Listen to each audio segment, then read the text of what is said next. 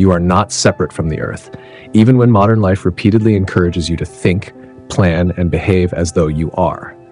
You live through air, water, soil, weather, food, temperature, microorganisms, ecosystems, and relationships that existed long before your personal identity, professional role, or digital profile emerged. Your body is not an isolated machine operating against a passive background, because every breath, meal, movement, and biological process depends upon a larger living field that continuously supports and regulates life. This shared field is the common substratum. Flora, fauna, and humanity do not occupy separate realities. We exist within the same planetary foundation, shaped by the same elements, cycles, and environmental conditions, even though each form expresses life differently. When you understand this clearly, many assumptions about civilization begin to change. You stop seeing the Earth as a warehouse of resources. You stop seeing forests only as timber, rivers only as water supply, animals only as production units, and land only as property. You begin seeing relationships. A forest regulates rainfall, protects soil, stores carbon, supports biodiversity, cools landscapes, and creates habitat. A river transports nutrients, connects regions, sustains agriculture, supports ecosystems, and shapes culture. Soil is not simply dirt beneath human activity, because it is a living structure containing organisms, minerals, moisture, and biological processes upon which food systems depend. The technical problem facing civilization is not a lack of information. The deeper problem is fragmented perception. We divide reality into departments, sectors, disciplines, and policy categories, then behave as though nature follows those divisions. Water affects soil, soil affects food, food affects health, health affects productivity, productivity affects economics, economics affects land use affects forests, forests affect rainfall, and rainfall affects water. Everything returns through feedback. Nothing happens alone. You can optimize one component while weakening the larger system. You can increase agricultural output while reducing soil fertility. You can expand industrial activity while damaging water security. You can improve digital engagement while weakening attention and mental health. You can increase economic output while reducing ecological resilience. When one metric improves and several hidden foundations deteriorate, the system is not progressing. It is transferring costs. Those costs eventually return as health problems, social instability, climate disruption, supply chain vulnerability, resource conflict, and economic pressure. This is why systems thinking is no longer optional. It is a practical requirement. The Earth does not respond to ideology, branding, or institutional language. Physical systems respond to conditions. When conditions support life, ecosystems recover and expand. When conditions weaken, systems adapt, migrate, decline, or collapse.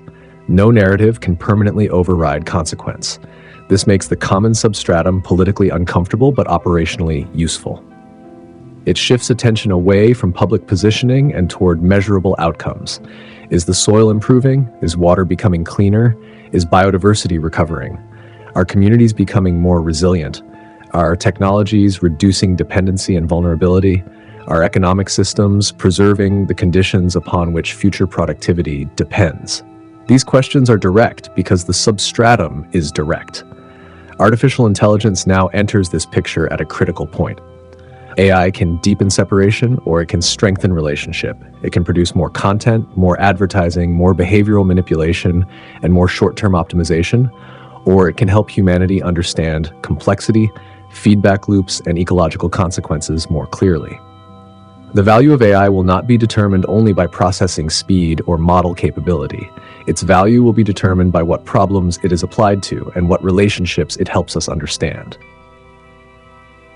Can AI help communities map local water systems? Can it help farmers monitor soil health and reduce unnecessary inputs? Can it help cities design around heat, rainfall, mobility, and public health? Can it help identify biodiversity loss before damage becomes irreversible? Can it combine environmental data, local observation, and traditional knowledge without replacing human judgment?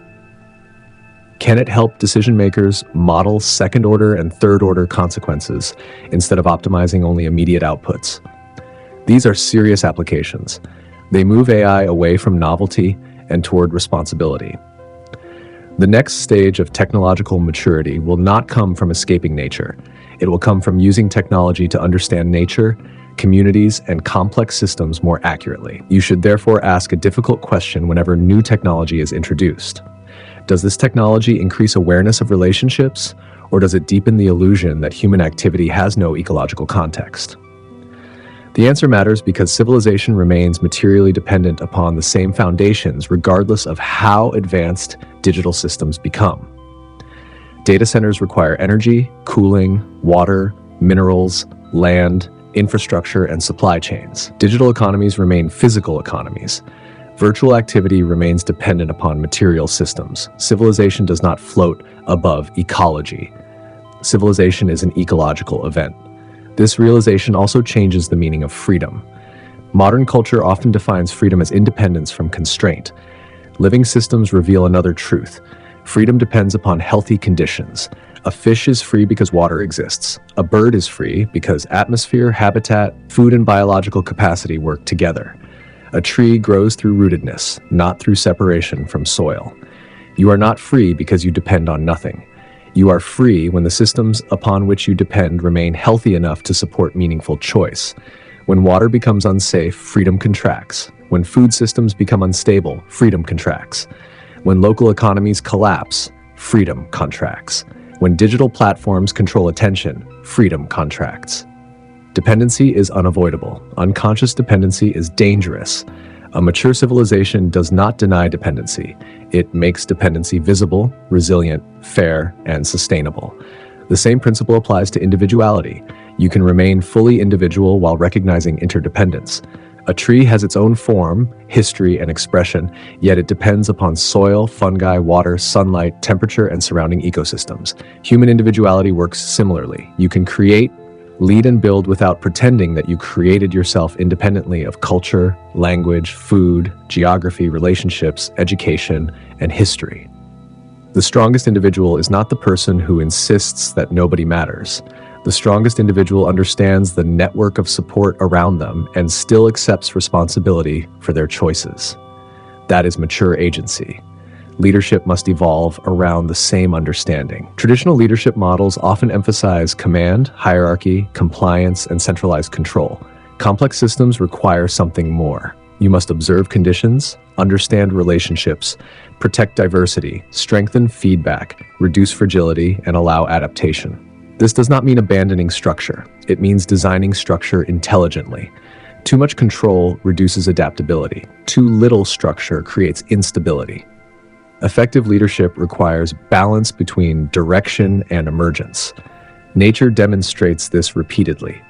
Forests function through networks. Bodies regulate through feedback. Ecosystems remain resilient through diversity.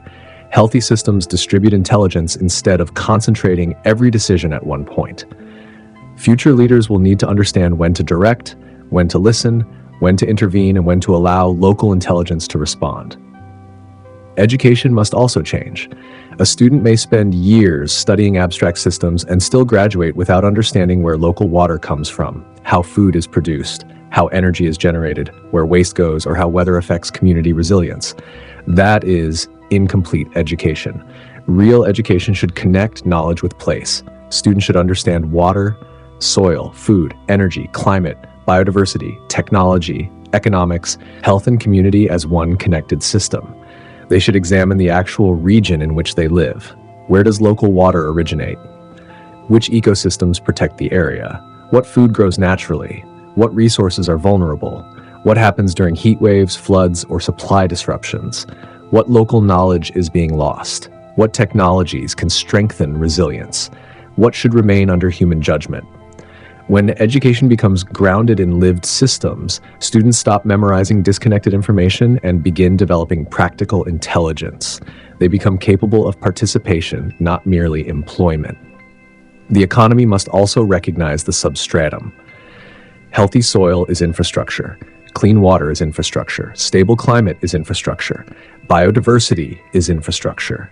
Social trust is infrastructure. Community knowledge is infrastructure. These foundations may not appear clearly on conventional balance sheets, but economic activity collapses when they fail. A wetland may appear unproductive until flooding occurs. A forest may appear undeveloped until rainfall patterns change. A local farm may appear inefficient until supply chains break. A strong community may appear intangible until crisis reveals its value. The future economy must stop confusing extraction with wealth. When an activity generates immediate revenue while destroying the conditions required for future activity, it is not creating value. It is liquidating the foundation. This is why future economic assessment must include another question. What conditions did the activity leave behind? Did it improve soil? Did it reduce pollution? Did it strengthen local capacity? Did it create resilience? Did it preserve biodiversity? Did it develop human skill? Did it leave future generations with more options or fewer? These are not idealistic questions, they are risk management questions. Local belonging will also become more important. Global systems provide scale, exchange, and access, but ecological reality remains local. Rainfall differs, soil differs, climate differs, food systems differ, cultures differ, infrastructure differs, vulnerabilities differ. A resilient future will combine global knowledge with local adaptation. It will not force every place into one standardized model. It will ask what works here under these conditions with these people within this ecosystem. That is where technology, culture, and ecology can begin working together. Social media and digital communities may also change as people become exhausted by endless commentary, synthetic content, identity conflict, and attention competition. When information becomes abundant, grounded experience becomes valuable. Trust becomes valuable. Context becomes valuable. Local knowledge becomes valuable. Direct participation becomes valuable. People may begin searching for conversations that connect ideas with consequence. Where does our food come from? What is happening to local water? Which species are disappearing? How can AI support regeneration? How can technology strengthen community rather than isolate individuals? How can leadership operate without disconnecting decisions from place? These are the conversations that can move digital culture from performance toward participation. The common substratum does not ask you to reject technology, economics, or civilization. It asks you to place them back inside reality. It asks you to recognize that every human system remains dependent upon a larger living system.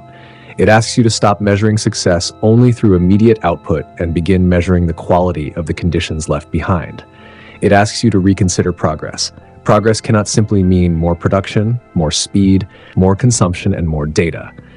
Progress must also mean stronger ecosystems, healthier communities, resilient infrastructure, informed citizens, responsible technology, and deeper systems awareness. The central question is therefore simple. What are you part of? You are part of a workplace, community, economy, and culture. But beneath all those layers, you are part of a living Earth system. That relationship exists whether you acknowledge it or not. Every breath confirms it. Every meal confirms it. Every weather event confirms it.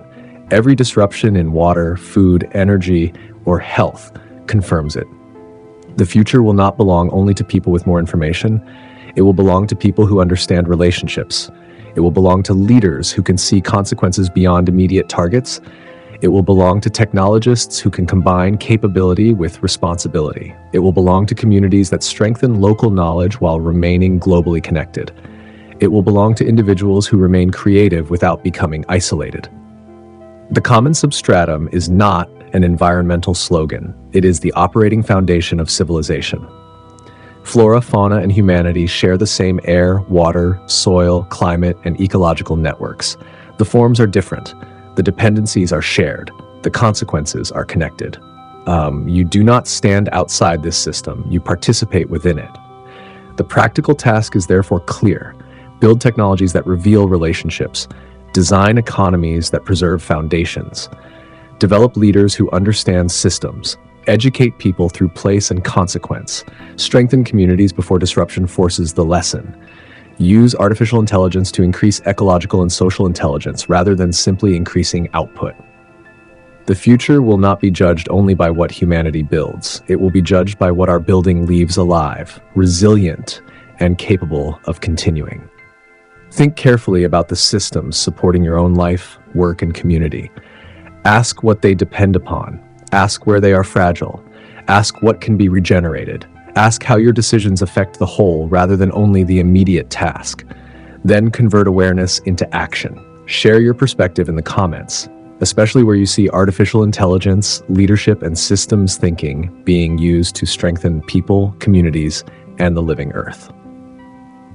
Like this episode if it gave you a practical way to rethink progress, share it with people working in leadership, technology, education, sustainability, and community development, and subscribe to the channel for more direct conversations on consciousness, civilization, AI, and the systems shaping the 21st century.